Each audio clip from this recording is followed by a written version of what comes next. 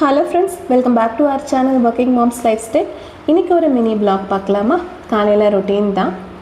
எப்பயும் போல் ஒரு கேஷுவலான பிளாகாக இருக்க வேண்டாமே, ஒரு குட்டி ஸ்டோரியோடு ஆரம்பிக்கலாங்களா? தன்னம்பிக்கை, செல்ஃப் கான்ஃபிடென்ஸ், இது வெறும் வார்த்தை கிடையாது. இது நமக்குள்ளே ஒரு பெரிய மாற்றத்தை உருவாக்கும்.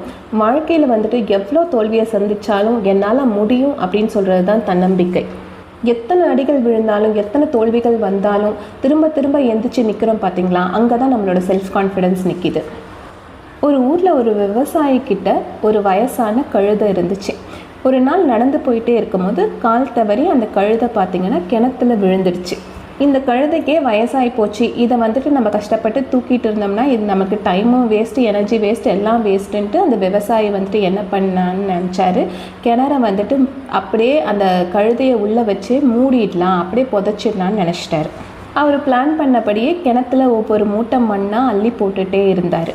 இந்த கழுதை என்ன பண்ணுச்சு, தான் மேலே விழுற மண்ணை உதறி தள்ளி தன் காலுக்கு அடியில் கொண்டு வந்து அதை படிக்கட்டாக்கி அந்த மண் மேலே ஏறி ஏறி ஏறி ஒரு கட்டத்தில் கிணத்து வாயில் வரைக்கும் வந்துடுச்சு.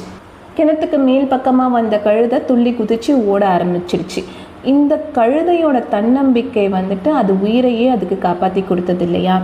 நம்ம ஒரு சின்ன வெற்றியை கூட கொண்டாட ஆரம்பித்தோம்னா நம்மளோட செல்ஃப் கான்ஃபிடென்ஸ் அங்கே வளர ஆரம்பிக்கும்.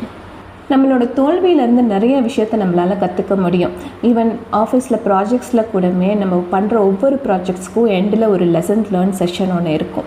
எந்த ஒரு விஷயம் பண்ணும் போதும் அதுலேருந்து நம்ம என்ன கற்றுக்கிட்டோம், நல்லதோ தப்போ, அந்த தப்பை திருப்பி பண்ணக்கூடாது அப்படின்றத கண்டிப்பாக கற்றுக் கொடுக்கும்.